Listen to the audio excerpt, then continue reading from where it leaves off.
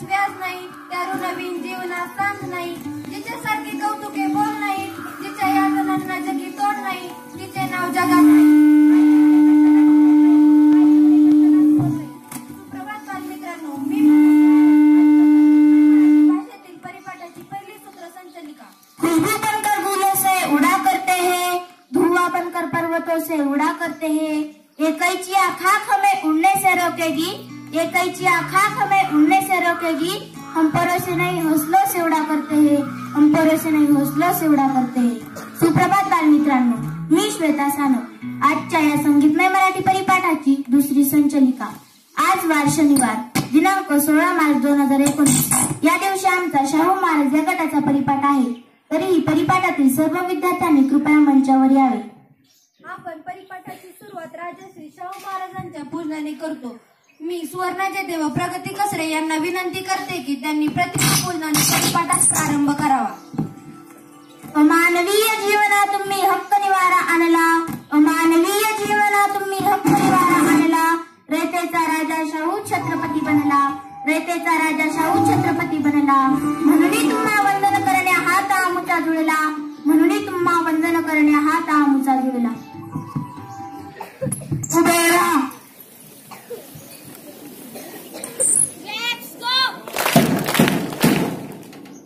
एक साथ सावधान सावधान, एक साथ विश्राम विश्राम, एक साथ सावधान सावधान.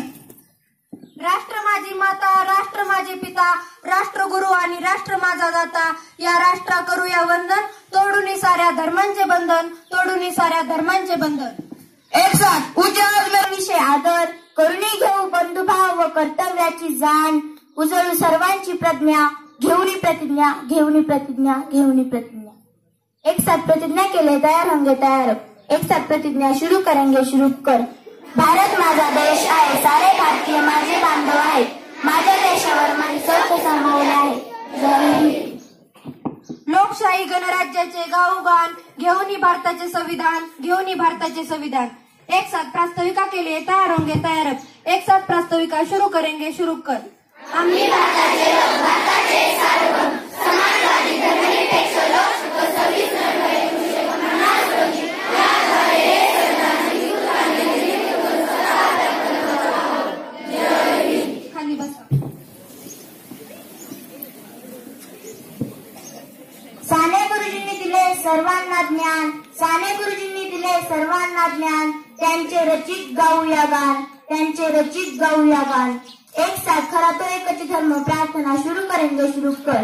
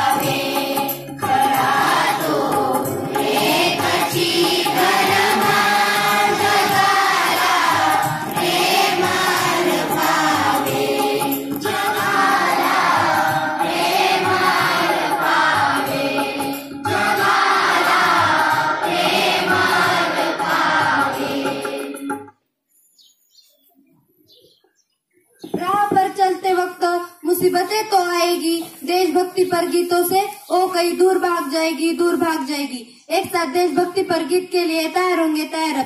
एक साथ देशभक्ति पर गीत शुरू करेंगे शुरू कर.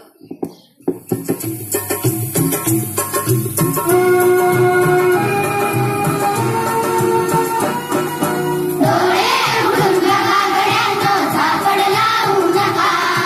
डोळे उघडून बघा गड्यांनो,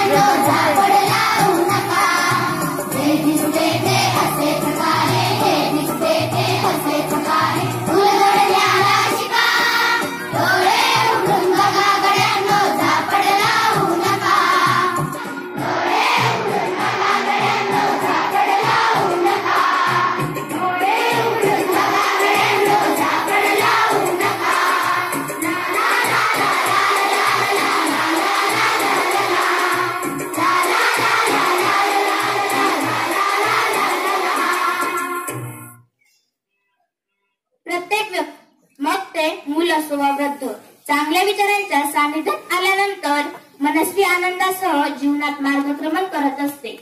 म्हणून सुविचारांचे आपल्या जीवनात अनन्यसाधारण महत्व आहे. हो, नक्की. सुविचारांच्या तुषारात नाहून निघाल्यानंतर मन कसं प्रफुल्लित होतं ना. तर आजचा सुंदर विचार विवेचनासह सादर करतोय ज्ञानेश्वर खाडे. नमस्कार बालमित्रांनो, मी ज्ञानेश्वर खाडे घेऊन आलो आहे आजचा सुविचार. जगात असे एकच न्यायालय आहे की जिथे सर्व गुन्हे माफ होतात, ते म्हणजे आईचे प्रेम. या सुविचारातून आपल्याला असा अर्थ होतो की आई आपल्या मुलाच्या सर्व चुका माफ करते व ती चूक सुधारण्यासाठी पुन्हा एक संधी देते. म्हणून प्रत्येक मुलामुलीने आपल्या आईवर प्रेम करावे व आपण वाईट काम करून आईचे कधीही मन दुखावू नये. याचाच अर्थ आईच्या न्यायालयात आईच्या प्रेमबोलीने मुलाचे सर्व गुन्हे माफ होतात. धन्यवाद.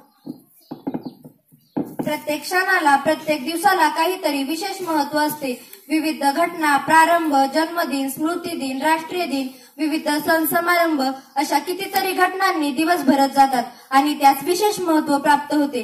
हेच दिन विशेष आपणास ऐतिहासिक घटना, संस्कृती, चालीरीती, परंपरांची जाणीव करून देतात. तर आजच्या दिवसाचे महत्व सांगण्यासाठी येत आहे कुमारी प्रगती कसरे. सुप्रभात बालमित्रांनो, आजचा दिन विशेष. आज वार शनिवार दिनांक 16 मार्च 2019 राष्ट्रीय लसीकरण दिन. लहान बालकांचे आरोग्य सुदृढ राहण्यासाठी दरवर्षी राष्ट्रीय लसीकरण दिन साजरा करण्यात येतो. 16 मार्च 2019. 16 मार्च 2001 नेल्सन मंडेला या महान व्यक्तीस राष्ट्रपती KR नारायणन यांच्या हस्ते गांधी शांतता पुरस्कार प्रदान. अभिनव भारत संघटनेचे संस्थापक बाबाराव सावरकर यांचा स्मृतिदिन 16 मार्च 1945 व मल्हारराव होळकर जन्मदिन. मल्हारराव होळकर म्हणजे इंदूर राज्याच्या संस्थापक, मराठी शाहीतील पराक्रमी सेनापती. मल्हाररावांचा जन्म 16 मार्च 1693 मध्ये बारामतीजवळील होळ या गावी झाला. मुलाचे पाय पाळण्यास दिसतात याप्रमाणे छोटा मल्हार लहानपणापासूनच आपल्या पराक्रमाची चुणूक दाखवू लागला. पुढे छत्रपती शिवाजी महाराजांच्या मराठा साम्राज्याच्या मावळ प्रांताचे ते पहिले सुभेदार झाले. बाळाजी विश्वनाथ यांनी मराठ्यांचे उत्तर भारतात वर्चस्व प्रस्थापित करण्यात मोठा वाटा असलेल्या मल्हारराव होळकरांना इंदूरची जहागिरी दिली. त्यांचा मृत्यू 20 मे 1766 रोजी झाला. धन्यवाद. आजचे युग हे प्रचंड स्पर्धेचे युग आहे. प्रत्येकालाच वाटतं मी शिक्षण घेऊन मोठं व्हावं. अगदी पहिल्या इयत्तेपासून आपण विविध स्पर्धा परीक्षा देत असतो. या स्पर्धा परीक्षेच्या माध्यमातून आपण यशस्वीतेकडे वाटचाल करत असतो. आपल्या या गुणवंत शाळेत सर्व विद्यार्थी ज्ञानवंत व्हावेत यासाठी सामान्यांविषयक विविध उपक्रम राबवले जातात. गाव ते जग पातळीपर्यंत सर्वसामान्यात आपण जाणून घेत असतो. तर आजचे सामान्य सांगण्यासाठी मी आमंत्रित करते पूजा पवार हिला. सुप्रभात बालमित्रांनो, आज मी तुम्हाला कवी व त्यांचे टोपण नाव या विषयावर सामान्य ज्ञान सांगणार आहे. प्रश्न पहिला, विवा शिरवाडकर यांचे टोपण नाव काय? उत्तर कुसुमाग्रज. प्रश्न दुसरा, राम गणेश गडकरी यांचे टोपण नाव काय? उत्तर गोविंदाग्रज. प्रश्न तिसरा, मोरोपंत रामचंद्र पराडकर यांचे टोपण नाव काय? उत्तर मोरोपंत. प्रश्न चौथा, विनायक जनार्दन करंदीकर यांचे टोपण नाव काय? उत्तर विनायक. प्रश्न पाचवा, दत्तात्रय कोंडो घाटे यांचे टोपण नाव काय? उत्तर दत्त. प्रश्न सहावा, त्र्यंबक बापूजी ठोंबरे यांचे टोपण नाव काय? उत्तर बालकवी. धन्यवाद. गोष्ट ऐकायला कोणाला बरे आवडणार नाही, सर्वांनाच आवडते. कारण मनोरंजनातून जीवनात यशस्वी होण्याचे अनेक मार्ग बोधकथेतून सापडतात. आपले आजी आजोबा, आई वडील आपल्याला लहान लहान गोष्टी सांगत असतात. परंतु गोष्टी जरी लहान वाटत असल्या तरी त्यातून मिळणारा बोध आपल्याला नक्कीच महान बनवितो. तर अशीच मनोरंजनातून बोध देणारी बोधकथा आपणासाठी सादर करत आहे कुमारी संजीवनी जरे. सुप्रभात बालमित्रांनो, आजची बोधकथा लोभाचे फळ. डोंगराच्या पायथ्याशी व निसर्गाच्या सानिध्यात वसलेले रामपूर नावाचे एक गाव होते. त्या गावात सखाराम नावाचा एक शेतकरी राहत होता. आपल्याला खूप मोठे शेत असावे असे त्याला नेहमी वाटे. त्याच्या वाचनात एक जाहिरात आली. सूर्योदयापासून सूर्यास्तापर्यंत आपण जेवढे चालत जाल तेवढी जमीन तुमची. सखारामला आता संधी चालून आली होती. सखाराम दिलेल्या पत्त्यावर हजर झाला. ठीक सूर्योदयाला त्याने चालायला सुरुवात केली. सूर्य डोक्यावर येईपर्यंत त्याने बरेच अंतर कापले होते. म्हणजे चालून झालेली सर्व जमीन आता त्याची होणार होती. सखारामने पुन्हा विचार केला, आपण आणखी पुढे गेलो तर आपल्याला आणखी जमीन मिळेल. तो चालू लागला. सूर्य मावळतीला आला तसा तो नाईलाजाने मागे फिरला. त्याने आता चालण्याचा वेग वाढवला, कारण सूर्यास्तापूर्वी त्याला निघण्याच्या ठिकाणी पोहोचायचे होते. आपण पोहोचणार नाही असे त्याला वाटू लागले, म्हणून त्याने धावण्यास सुरुवात केली. अखेरीस सूर्यास्तास तो जीवाच्या आकांताने सुरुवातीच्या ठिकाणी पोहोचला, परंतु अतिश्रमाने तो जमिनीवर कोसळला व गतप्राण झाला. तात्पर्य: लोभ हा शेवटी विनाशकारी ठरतो. अतिलोभाने आपले कायमस्वरूपी नुकसान होते. त्यामुळे कधीही अतिलोभ करू नका. धन्यवाद. आपण अगदी बालपणापासून विविध कविता गायन करत आलेलो आहोत. कविता गायनामुळे आपल्याला पाठांतराची सवय लागते. कविता गायनामुळे आपल्याला सूर, लय, ताल इत्यादींचे सुद्धा ज्ञान प्राप्त होते. तर अशीच आजची कविता घेऊन येत आहेत इयत्ता 8वीच्या विद्यार्थिनी. सुप्रभात बालमित्रांनो, आज आम्ही सुप्रसिद्ध कवी व गझलकार सुरेश भट यांची कविता सादर करणार आहोत. कवितेचे नाव आहे गे मायभू. गे मायभू तुझे मी फेरीन पांग सारे, आणि न आरतीला हे सूर्य चंद्र तारे. आई तुझ्या पुढे मी आहे अजून ताना. शब्दात सोड माझा आता हळूच पाना. आई तुझ्या पुढे ही माझी व्यथा कशाला. जेव्हा तुझ्यामुळे या जन्मास अर्थ आला. मी काय धूळ घेतो जेव्हा तुझी जराशी. माझी ललाट रेषा बनते प्रयाग काशी. आई तुझी अशी मी गाईन रोज गाणी. माझी तुझ्या दुधाने गेली भिजून वाणी. धन्यवाद बालमित्रांनो. शालेय जीवनात विविध पाठांतरास महत्व असते. पाठांतरामुळे संबंधित विषयाची उत्तम तयारी होते. तसेच पाठांतरामुळे आपल्या मेंदूचा देखील व्यायाम होऊन बुद्धी चालाक बनते. स्मरणशक्ती सुद्धा वाढते. उच्चार स्पष्ट आणि शुद्ध बनतात. व्यक्तिमत्व विकासही साधला जातो. म्हणतात ना, स्मरणशक्तीचा होण्या विकास धरू पाठांतराची कास. तर आजचे पाठांतर घेऊन येत आहे ज्ञानेश्वर आजबे. सुप्रभात बालमित्रांनो, प्रस्तुत करत आहे आजचे शब्द पाठांतर. सामासिक शब्द व त्यांचा विग्रह. क्षणोक्षणी, प्रत्येक क्षणी, घरोघरी, प्रत्येक घरी, तोंडपाठ, तोंडाने पाठ, क्रीडांगण, क्रीडेचे अंगण, विद्यालय, विद्येचे आलय, ने आणि आण, स्त्री पुरुष, स्त्री आणि पुरुष, आई वडील, आई आणि वडील, लंबोदर, लंब आहे ज्याचे उदर असा तो, निळकंठ, निळा आहे कंठ ज्याचा असा तो. अलंकारिक शब्द. अकलेचा कांदा, मूर्ख मनुष्य, लंकेची पार्वती, अंगावर एकही दागिना नसलेली स्त्री, मेतकूट, घनिष्ठ मैत्री, मितभाषी, मोजकेच बोलणारा, मितहारी, मोजकेच जेवणारा. धन्यवाद बालमित्रांनो. गाव पातळीपासून ते जागतिक पातळीपर्यंत विविध ज्ञान, विज्ञान, कला, क्रीडा, सांस्कृतिक, शैक्षणिक अशा घडामोडी घडत असतात. या घडामोडी आपल्याला दूरदर्शन, रेडिओ, वर्तमानपत्र इत्यादींच्या सहाय्याने माहीत होतात. या घडामोडी म्हणजेच बातम्या होत. काय घडले जगात, काय घडले देशात, जाणून घेऊया आजच्या बातम्यात. तर आजच्या प्रमुख बातम्या सांगण्यासाठी मी आमंत्रित करते अनिकेत पवार याला.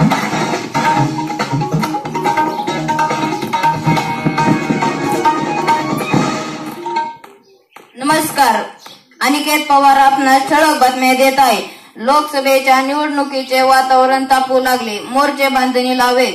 न्यूझीलंडमध्ये मशिदीत गोळीबार, 27 जणांचा मृत्यू. मसूद अझरला आंतरराष्ट्रीय दहशतवादी ठरविण्यात चीनचा खोडा. भारताने केली नाराजी व्यक्त. कांद्याच्या भावात थोडीशी वाढ. आवक वाढली. आजचे हवामान. आज दिवसभर आकाश निरभ्र राहील. दिवसाच्या तापमानात वाढ होईल. याबरोबरच आजच्या ठळक बातम्या संपल्या. धन्यवाद. विद्यार्थी मित्रांनो, शाळेत आल्यानंतर अगदी पहिल्या वर्गापासूनच आपणास गणिताची भीती वाटत असते. परंतु गणितीय क्रिया सहजपणे येण्यासाठी व गणित हा विषय सोपा वाटण्यासाठी पाढे पाठांतर अत्यंत महत्वाचे आहे. यासाठीच आपण परिपाठात दिनांक तो पाढा हा उपक्रम घेतो. चला तर मग आजचा दिनांक 16चा पाढा घेऊन येत आहे वैभव चव्हाण. सुप्रभात विद्यार्थ्यांनो, आजचा दिनांक तो पाढा 16 एके 16, 16 दुने 32, 16 त्रिक 48, 16 चौक 64, 16,580, 16,696, 16,712, 16,828, 16,9,144, 16,10,107. धन्यवाद. संवाद म्हणजे माणसाच्या जीवनाला मिळालेली एक विलक्षण देणगीच आहे. संवाद म्हणजे आदान प्रदान, संवाद म्हणजे विचारांची देवाणघेवाण. म्हणूनच म्हटले जाते की कोणताही मनुष्य संवादाशिवाय जगूच शकत नाही. आपण दैनंदिन जीवनामध्ये सकाळी उठल्यापासून ते रात्री झोपेपर्यंत संवाद साधत असतो. प्रत्येक संवादातून आपल्याला नवीन काहीतरी शिकायला मिळतं. म्हणून म्हणतात ना, मनोरंजनातून मिळते ज्ञान, मनोरंजनातून मिळते ज्ञान. संवाद पाहिल्यामुळे हरपून जाते आपले भान, संवाद पाहिल्यामुळे हरपून जाते आपले भान. तर अशाच एक उत्कृष्ट संवाद सादर करीत आहेत इयत्ता 8वीचे विद्यार्थी.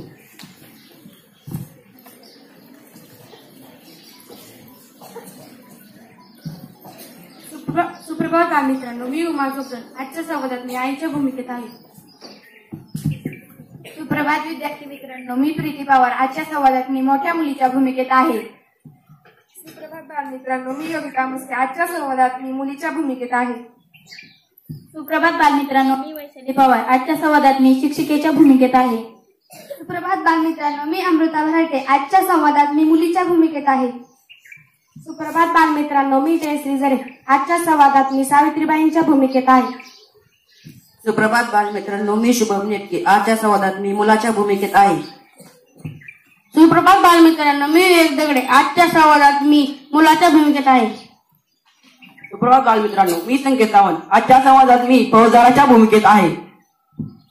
सुप्रभात विद्यार्थ्यांनो, मी ओंकार पवार. आजच्या संवादात मी वडिलाच्या भूमिकेत आहे. सुप्रभात बालमित्रांनो, मी सौरभ जरे. आजच्या संवादात मी हवालदाराच्या भूमिकेत आहे.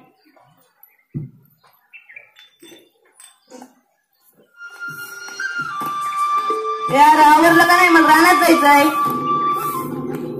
हे घ्या बाबा तुमचा डबा. आवरा की पटापटा. आता हलवा की जरा, काम करा पटकन. आई मला जेवायचंय. अगं ती की त्याला जेवायला, लेकराला शाळेत जायचंय वागणं, ती त्याला जेवायला. हे घे भैया तुला जेवायला आणि बस इथंच.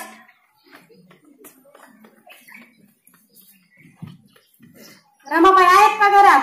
हो आहेत ना. बोलव त्यांना. आई तुला कुणीतरी बोलवायला आलंय. होय.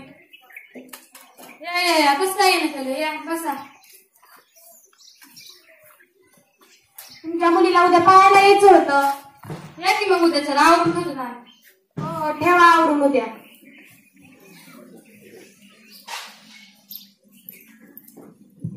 काय ग मोने, काय ग संतोषी? ताई तुला उद्याच्याला पाहायला पाहुणे येणार आहे. काय मी तसं म्हणतेस ग? मला कशाला येते पाहुणे बघायला? अगं माझ्यावर विश्वास ठेव. आपण आईलाच विचारतो. काय नाही पोरी ना, तुमच्या बाळाला का नाही शेतातून? हे बघ आई, आलेच बाबा. काय ग पोरींनो, झालं का स्वयंपाक? हो झाला. आई मला जेवायचंय. वाढती त्याला आधी. हो ग आई, सगळ्यांना वाढीते. आधी माझ्या बाळाला वाट.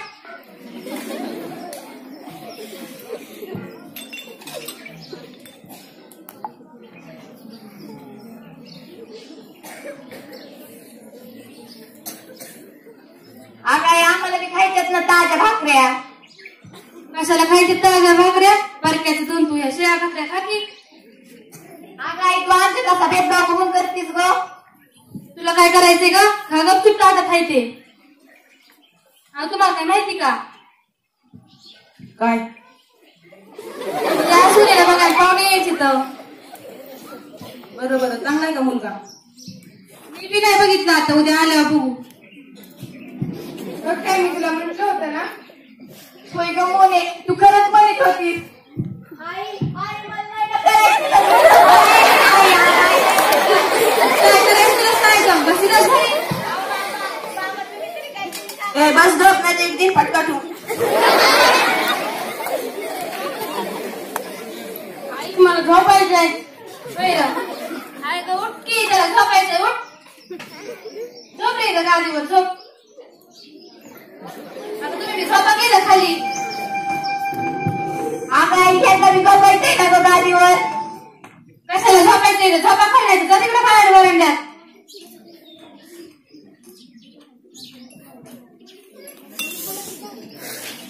झोपा की.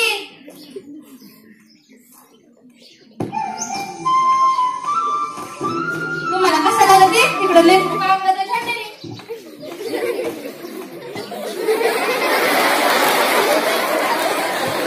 आता इथे कमी वाजती का गं थंडी? काय वाजते का झोपी जा.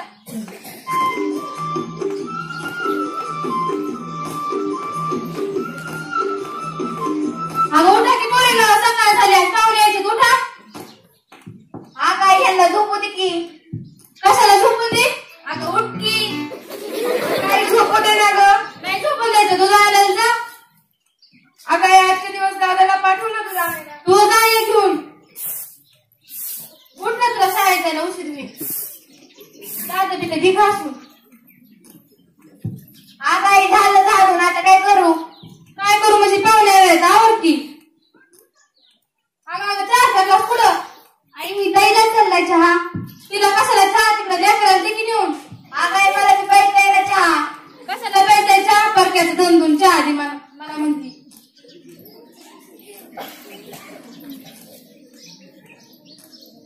बघ दादा, तुझ्यामुळेच आमच्या ताईचं लग्न जमलंय.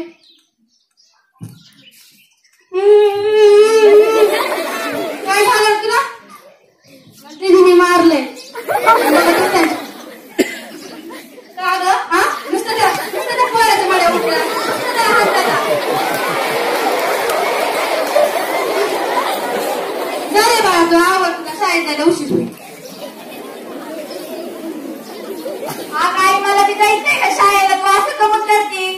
कशाला जायची शाळेला? कसली शाळा? कसलं काय? आता जिल्हा परिषद शाळेत मोफत पाठ्यपुस्तक आणि मोफत सुविधा पण असतात. नाही जायची शाळेत तिथं, बस घरी. नाही तुला शाळेत जायला उशीर होईल. जा. आता येते ना भयाला शाळेत घालून. कशाला? आता लक्कीच म्हणजे लक्कीच येते. हा लवकर या बघ, पाहुणे येतात बघायला. ये भैया बस येते तुझ्या वर्गात. ते जातो.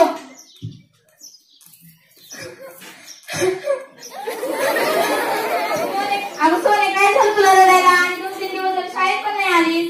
अहो मास्तरीन बाई, माझ्या आईने माझ्या बापाने मला माझं लगीन करायला लागले. तर काय? तू तर यंदा 8वीतच आहेस आणि तुझं लग्न इतकं कमी वयात? वय मास्तरीन बाई, आज पाहुणे येणार आहेत बघायला. किती वाजता येणार आहेत पाहुणे? 11 वाजता. बरं तू काहीच काळजी करू नको, मी 11 वाजता येते तुझ्या घरी. अगं इतक्या कुठं गेलतीस? आता गेलते ना भैयाला सोडवायला. मग लवकर यायचं नव्हतं का? आता पाहुणे येते ना, आवर जा.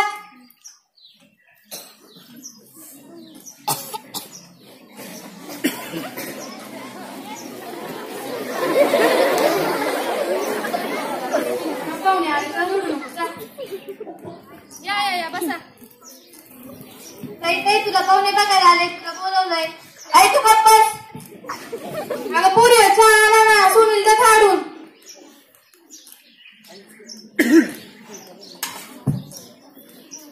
तुम्हाला काय प्रश्न विचारायचे त्यांचं विचारायची पोरगी माझी. तुझं नाव काय?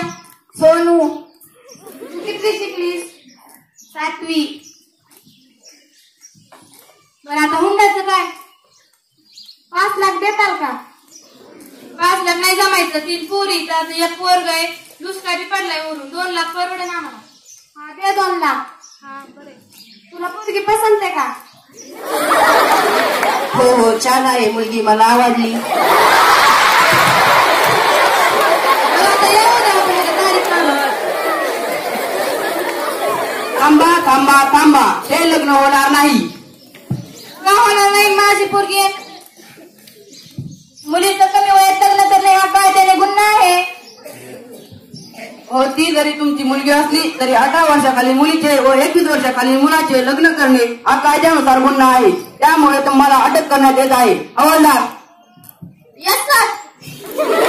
अटक करा यांना.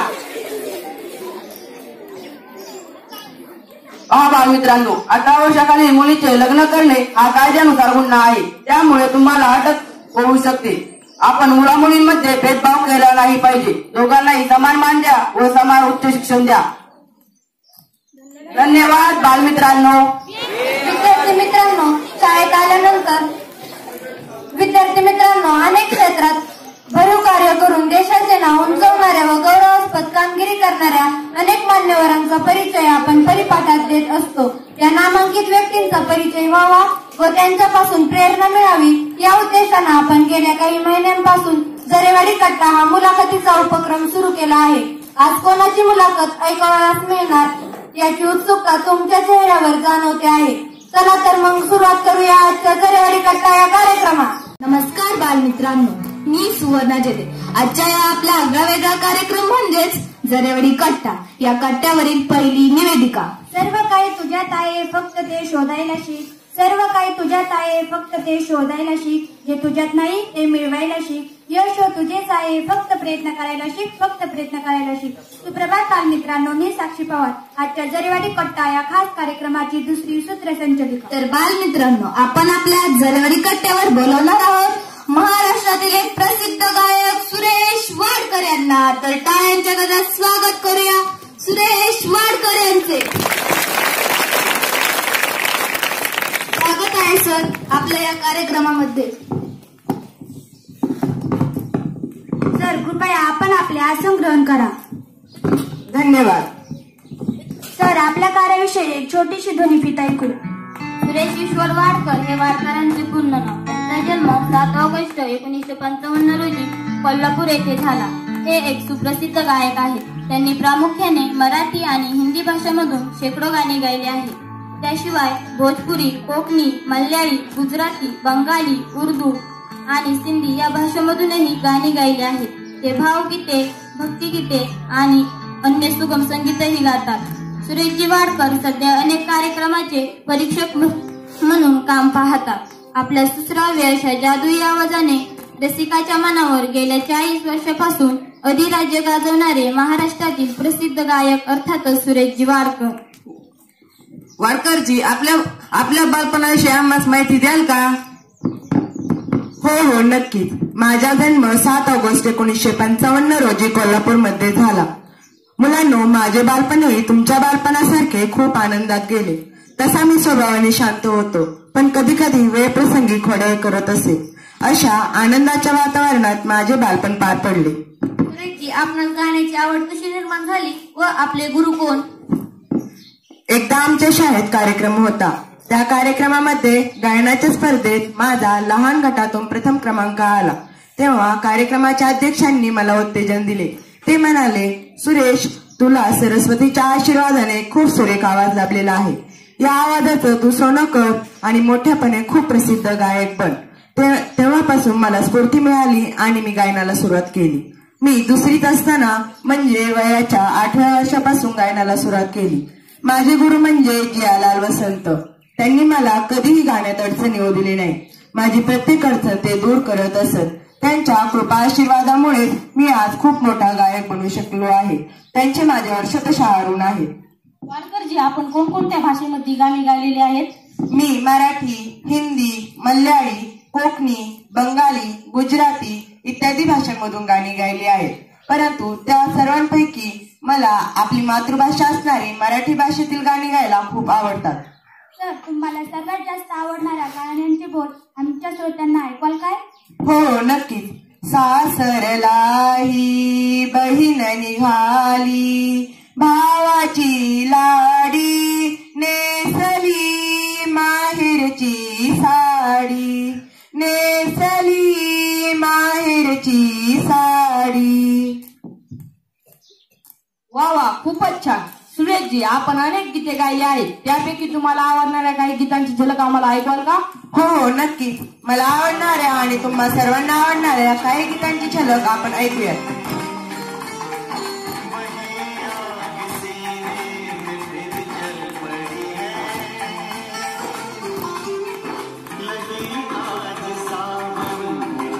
हमरे ने खिलाया फूल, फूल को ले गया राजकुंवर.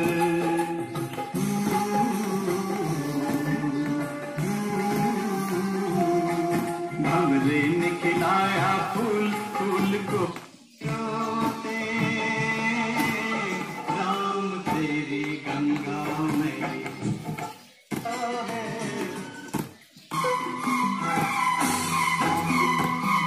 सर, आपण एक उत्कृष्ट गायकार. आपल्याला मिळालेल्या पुरस्काराबद्दल काही सांगाल का? हो नक्कीच.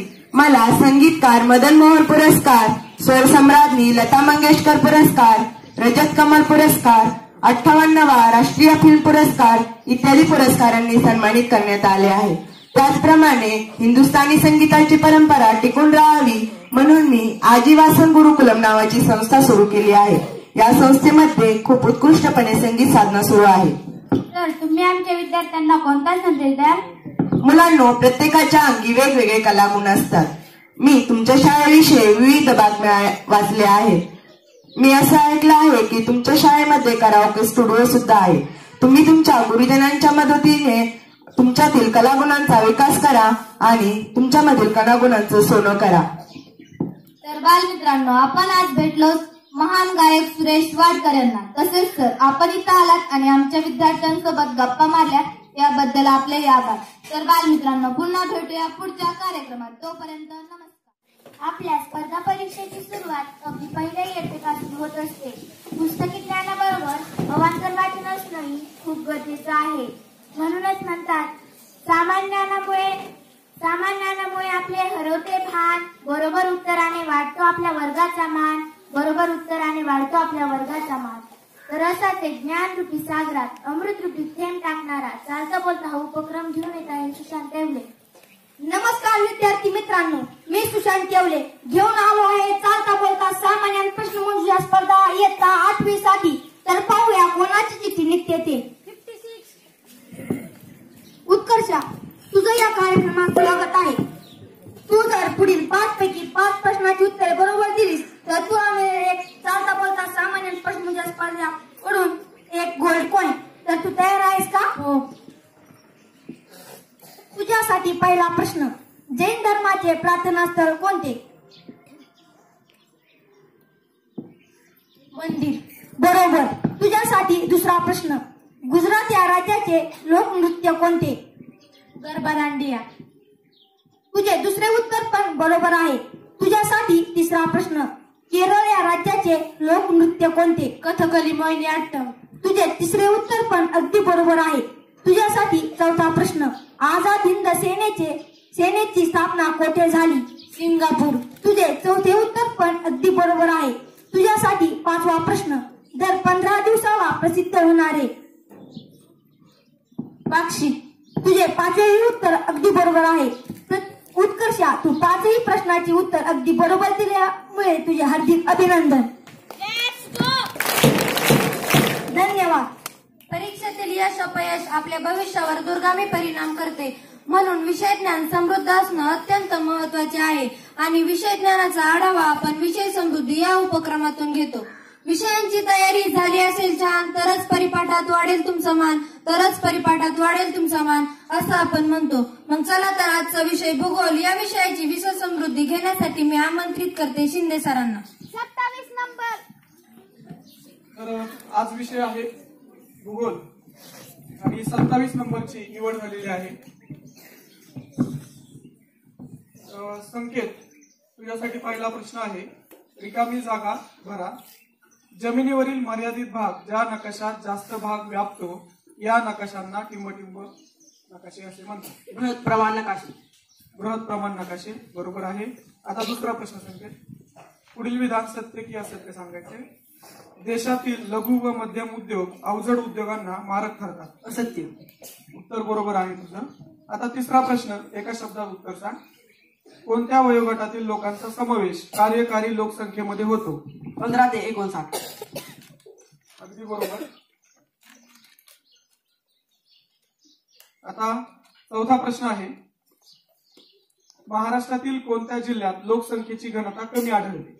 उस्मानाबाद. उस्मानाबाद बरोबर. आणि संकेताचा शेवटचा प्रश्न, उद्योगाचा प्रकार सांगायचा आहे. पापड तयार करणे. लघु उद्योग. लघु उद्योग बरोबर आहे. तर संकेतने 5ही प्रश्नाची उत्तरं बरोबर दिली, त्यासाठी त्याचं हार्दिक अभिनंदन. आम्ही केला परिपाठ सादर, राखून सर्वांचा आदर, वाटला तो परीक्षकांना कसा सांगण्यासाठी आमंत्रित करते कैलास पवार सरांना. आज इयत्ता 8वी या वर्गाचा परिपाठ होता. उत्तरोत्तर रंगत गेलेल्या या परिपाठाच्या फेरीचा आजचा हा कळस म्हणावा लागेल. 8वीचा वर्ग हा आपल्या शाळेतील शीर्षस्थानी असणारा वर्ग आणि त्यांनी एकदम आदर्श असा परिपाठ आज तुम्हा सर्व विद्यार्थ्यांसमोर सादर केलेला आहे. या परिपाठाबद्दल बोलावं तेवढं कमी आहे आणि समीक्षा करायची म्हटलं तर शब्द माझ्याकडे नाहीये. इतका देखणा आणि सर्वोत्कृष्ट असा परिपाठ आज या विद्यार्थ्यांनी सादर केलेला आहे. आधी सूत्रसंचालन अगदी पूनम आणि श्वेता यांनी जे सूत्रसंचालन या ठिकाणी सादर केलं हे एकदम मास्टरपीस असं म्हणावंसं आहे.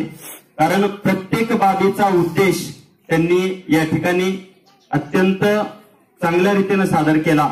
सूत्रसंचालकांचा आवाज कसा असावा, शब्द फेक कशी असावी याचा एक नमुना तुमच्यासमोर नक्कीच सादर झालेला आहे.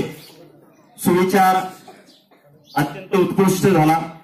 दिनविशेष सुद्धा प्रगतीने एकदम व्यवस्थितरित्या सर्व दिनविशेष तिने सांगितले.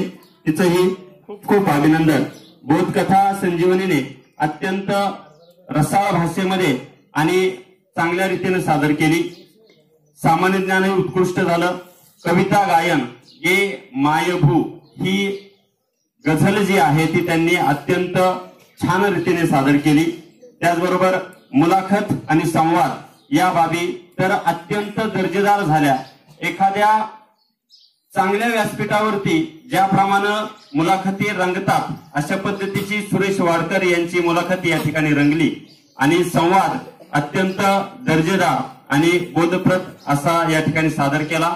उमा आणि प्रीती यांनी पूर्णपणे समरसून आपल्या भूमिका निभावल्या आणि इतर सर्व साथीदारांनी त्यांना योग्य ती साथ दिल्यानं आजचा संवाद आज सर्वोत्कृष्ट झालेला आहे. फक्त एक समीक्षक म्हणून या ठिकाणी मी नमूद करतोय की आजबेने जे त्याचं शब्द पाठांतर सादर केलं त्यामध्ये थोडीशी तो घाई करत होता आणि आत्मविश्वास त्याचा थोडासा कमी होता. उच्चार थोडेसे अडखळत होते. परंतु आपल्या परिपाठामध्ये जे आपण निश्चित केलेलं टार्गेट आहे त्याच्यापेक्षा दुप्पट शब्द पाठांतर त्यांनी या ठिकाणी सादर केलेलं होतं. त्यामुळं गुणांची कपात मी या ठिकाणी केलेली नाही. आणि बातम्या सांगणाऱ्या विद्यार्थ्याने सुद्धा बातम्या थोड्याशा घाईघाईने सांगितल्या. बातम्या सांगण्याचं जे ट्युनिंग असतं, जी शब्दफेक असते ते त्याला सादर करता आली नाही. त्यामुळं फक्त बातम्यांमध्ये मी या ठिकाणी 1 गुण कमी केलेला आहे आणि 7 पैकी 7 गुण घेऊन हा परिपाठ सर्वोत्कृष्ट झालेला आहे. धन्यवाद.